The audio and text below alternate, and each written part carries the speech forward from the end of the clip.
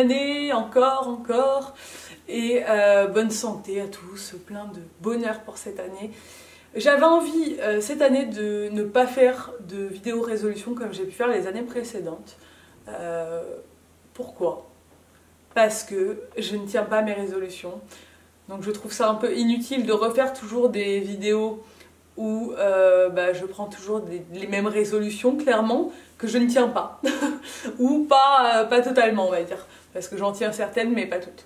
Donc voilà, et puis en plus, c'est un peu relou, j'avoue, parce qu'on a tous les mêmes résolutions, faire du sport, manger bien, être en bonne santé, passer du temps avec sa famille, objectifs pro et tout, et c'est un peu redondant, on va dire. Donc voilà, cette année, j'avais pas envie de faire une vidéo résolution, mais j'avais plutôt envie de vous faire une vidéo sur comment je tiens mes objectifs dans l'année, parce que il n'y a pas que les résolutions, hein. J'ai plein d'objectifs que je mets en œuvre et que j'arrive à réaliser au cours de l'année. Comment j'arrive à garder cette motivation? Parce que ça c'est vraiment une question qui est très récurrente sur mes réseaux, c'est comment tu fais pour être autant motivé, pour garder cette motivation, pour aller au bout de tes projets, etc. Comment voilà, vous donner un peu mes conseils par rapport à l'épanouissement personnel, professionnel,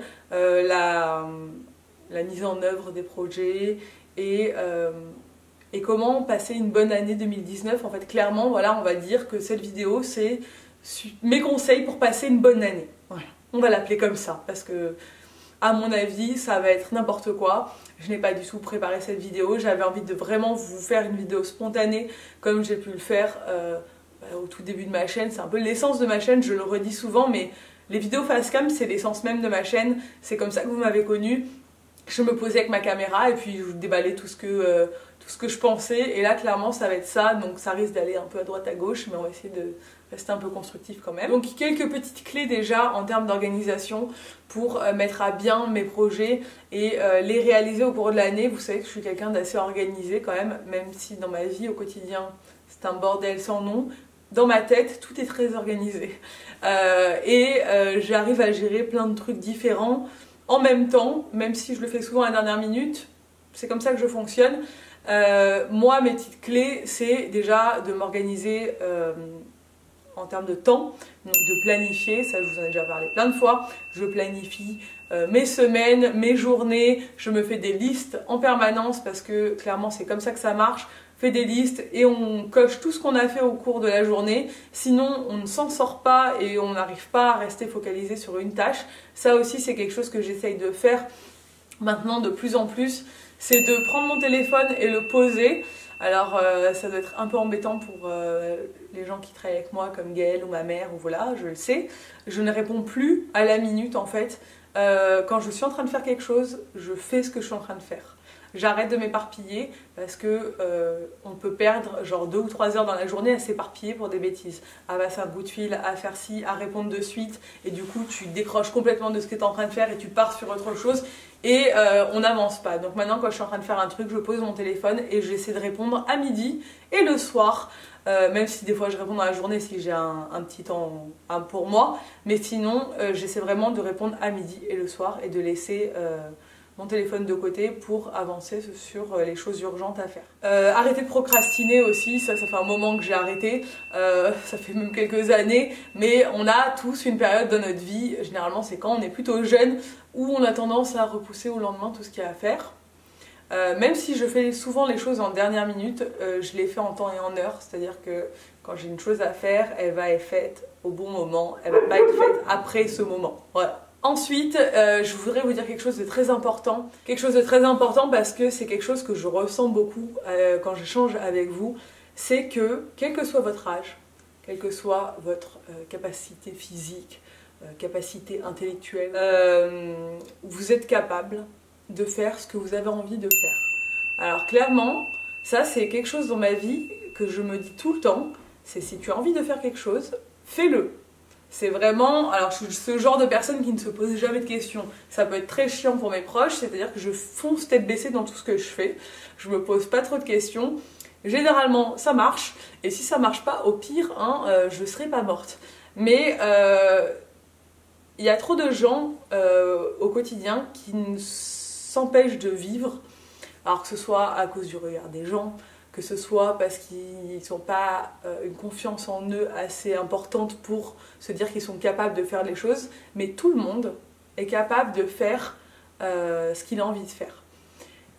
Alors oui, je sais déjà qu'il y a certaines personnes qui vont me dire oui, mais c'est facile pour toi de dire ça. Et non, ce n'est pas facile pour moi de dire ça. Je vous ferai une vidéo bientôt sur tous les travaux que j'ai fait avant. Je ne suis pas... voilà, j'ai 30 ans, hein, j'ai bossé toute ma vie depuis que j'ai 16 ans, donc je suis quand même consciente du sujet. Je vous dirai jamais de plaquer votre boulot du jour au lendemain, évidemment. Mais quand tu as envie de changer de boulot ou quand tu n'es pas heureux dans ta vie, que ce soit dans ton couple ou dans ton travail ou quoi, il y a des possibilités pour toi de faire des actions pour que ça change. C'est-à-dire que si tu as un travail qui ne te plaît pas, tu peux faire des formations. Tout le monde, en tant que salarié, cotise au compte personnel de formation, par exemple. C'est-à-dire que tu acquéris des heures chaque année, un quota d'heures qui te permet de faire des formations si tu le souhaites. Donc, que ce soit en dehors de tes heures de travail ou pendant tes heures de travail avec l'accord de ton employeur. Ça, c'est un domaine que je connais très bien vu que c'était mon ancien métier. Tu peux, rien ne t'empêche de postuler ailleurs si jamais ton travail ne te plaît pas. Rien ne t'empêche de postuler ailleurs. Ça, c'est un truc, les gens me disent ah, mais je comprends pas, moi j'ai besoin de cet argent pour vivre, comme tout le monde, hein, on a tous besoin de notre salaire pour vivre, il y a des gens qui sont vraiment plus dans le besoin que d'autres. Mais rien ne nous empêche de poser des CV, poser des candidatures ailleurs et essayer de faire une action pour que ça change. Et du coup, c'est ce que je réponds aux gens qui peuvent me dire oui, c'est facile pour toi de dire ça, parce que souvent les gens pensent tout connaître de nos vies à nous, youtubeurs. Mais voilà, moi c'est quelque chose qui m'a toujours... c'est un mantra que je me tiens comme ça dans ma tête, c'est de me dire tu es capable de faire ce que tu as envie de faire. Si demain je ne suis pas heureuse dans ma vie, je ne vais pas rester comme ça toute ma vie. On n'en a qu'une en fait de vie, hein, clairement. On nous a mis sur cette planète pour vivre cette vie à fond et pas laisser des années et des années passer sans être heureux. On est là pour être heureux parce que je n'ai pas du tout envie de me réveiller à 70 ans et me dire mais en fait... qu'est-ce que j'ai fait concrètement qui m'a rendu heureux dans ma vie? Pas grand-chose. Non, ce serait vraiment triste pour moi.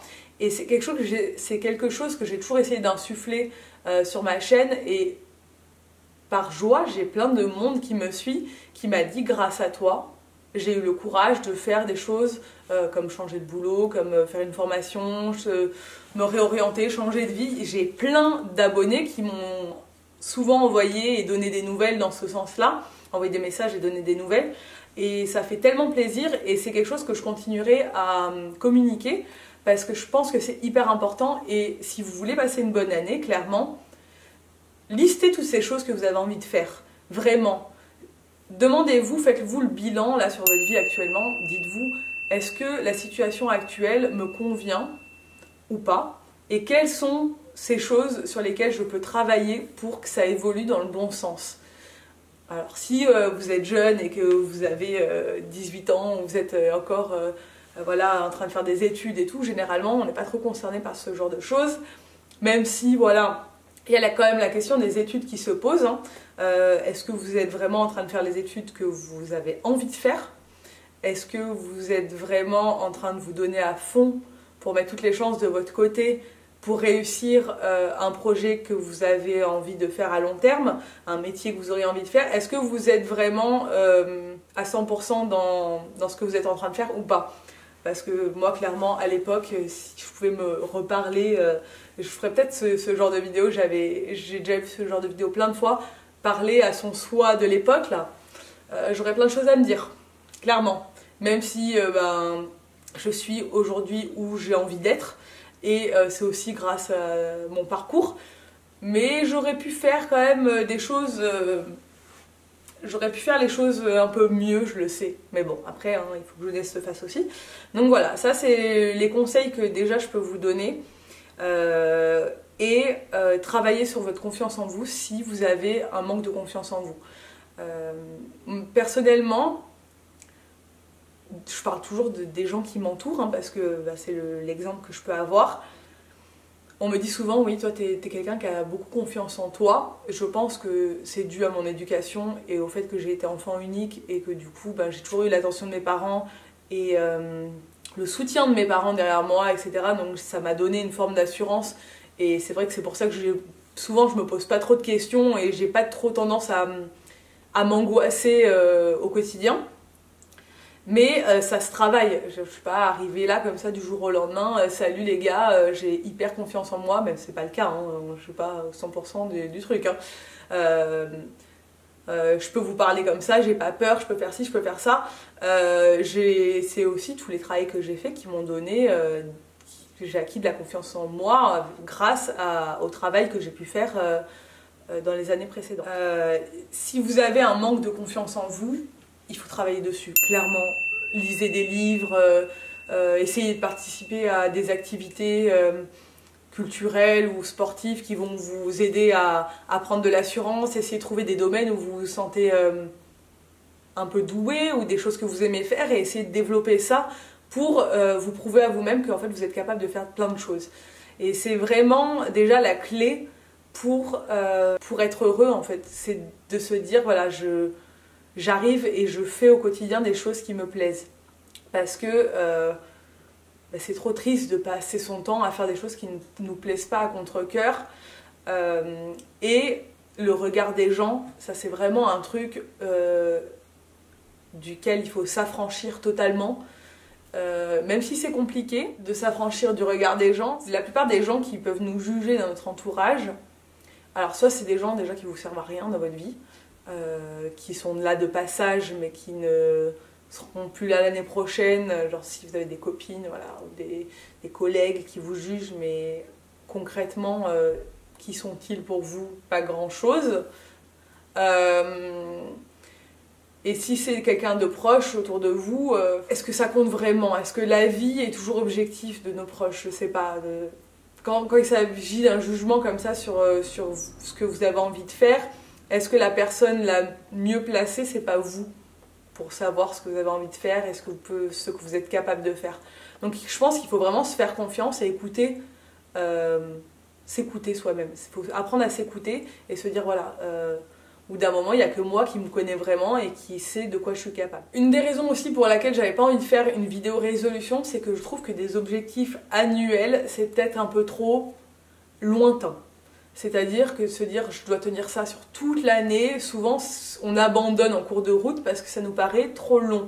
Donc je préfère me fixer des objectifs mensuels ou à la semaine ou au jour pour les tenir en fait. Parce que voilà, je me dis voilà, ce mois-ci, t'as un peu de poids à perdre, combien voilà, tu veux perdre 2 kilos, tu te dis voilà, j'ai un mois pour perdre 2 kilos.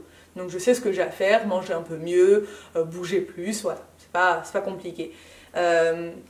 J'ai quoi à faire au niveau professionnel ce mois-ci, j'aimerais évoluer, passer une étape, faire une demande de formation, lancer un projet. Voilà, je sais que je vais avoir du temps qu'il va falloir que je consacre à ce projet-là sur ce mois-ci. Enfin, il y a plein d'idées comme ça, mais de se dire voilà, ce mois-ci, je veux atteindre un objectif, se fixer des objectifs réalisables hein, sur du court terme.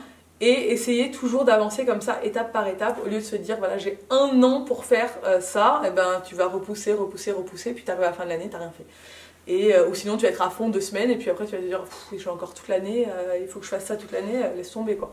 Alors que voilà, quand c'est à la semaine, c'est des petites avancées, semaine par semaine, qui font qu'en fait, à la fin du compte, tu as réalisé plein de choses. Voilà, on va rester là-dessus pour cette vidéo, parce que sinon je pense qu'elle va durer 3 heures. C'est un peu ce que j'avais envie de vous communiquer comme première vidéo face cam de l'année. Mes motivations, voilà, vous donner un peu les clés de ma motivation et peut-être vous donner quelques idées pour 2019. N'hésitez pas à me dire, vous, en commentaire, voilà, quelles sont les clés de motivation, quelles sont les choses qui vous boostent au quotidien.